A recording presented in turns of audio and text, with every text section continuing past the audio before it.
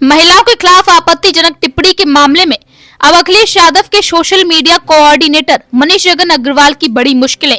2 मामलों में मुकदमों में चार्जशीट दाखिल करने के बाद मनीष जगन अग्रवाल को जाना पड़ सकता है जेल।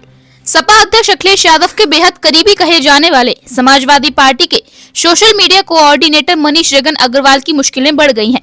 प्रयागराज पुलिस ने मनीष जगन अग्रवाल के खिलाफ दर्ज 2 मुकदमों में चार्जशीट दाखिल कर ली है।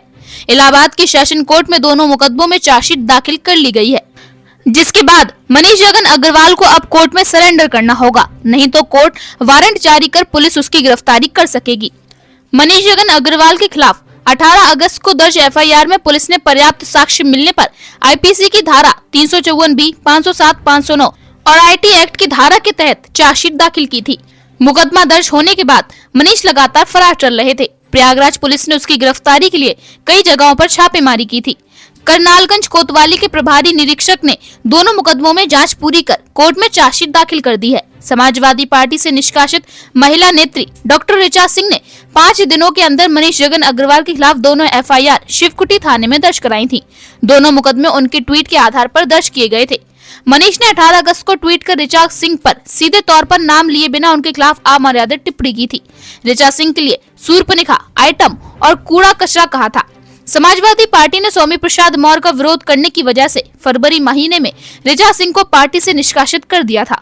वो सपा की प्रवक्ता रह चुकी हैं और प्रयागराज की शहर पश्चिम सीट से 2 बार सपा के टिकट पर विधानसभा का चुनाव लड़ चुकी हैं।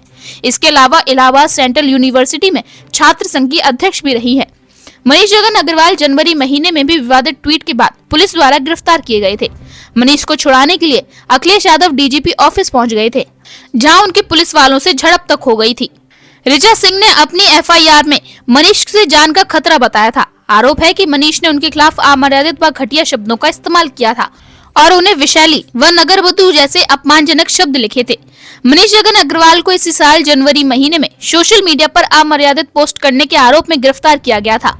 डिप्टी सीएम केशव प्रसाद मौर्य समेत बीजेपी के कई अन्य नेताओं के खिलाफ अमर्यादित पोस्ट करने के मामले में भाजपा नेत्री ऋचा राजपूत ने मनीष जगन अग्रवाल के खिलाफ एफआईआर दर्ज कराई थी, जिसके बाद उन्हें छुड़ाने के लिए अखिलेश यादव लखनऊ में डीजीपी ऑफिस पहुंच गए थे, जहां उनके पुलिस वालों से तीखी झड़प भी हुई थी।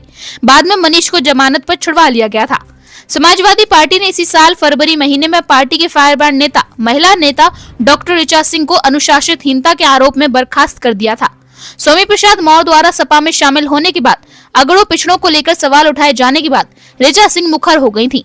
रामचरितमानस पर सवाल उठाए जाने पर ऐतराज जताए जाने के बाद सपा ने उन्हें बाहर का रास्ता दिखा दिया था, जिसके बाद उन्होंने चुनाव आयोग से शिकायत भी की थी। ऋचा सिंह अभी किसी राजनीतिक दल की सदस्य नहीं है। उन्होंने मनीष द्वारा किए गए आपत्तिजनक ट्वीट को लेकर सीएम योगी और डीजीपी से कड़ी कार्रवाई की मांग की थी और राष्ट्रीय महिला आयोग की अध्यक्ष को भी हस्तक्षेप में पत्र भेजा था। इसके अलावा राष्ट्रपति द्रौपदी मुर्मू को भी चिट्ठी भेजकर इस मामले में सख्त कदम उठाए जाने की मांग की थी। चार्जशीट दाखिल होने के बाद मनीष जगन अग्रवाल एक बार फिर से मुश्किल में पड़ सकते हैं। मनीष जगन को अखिलेश यादव का बेहद करीबी माना जाता है। सपा का ट्विटर हैंडल वो ही संचालित करते हैं।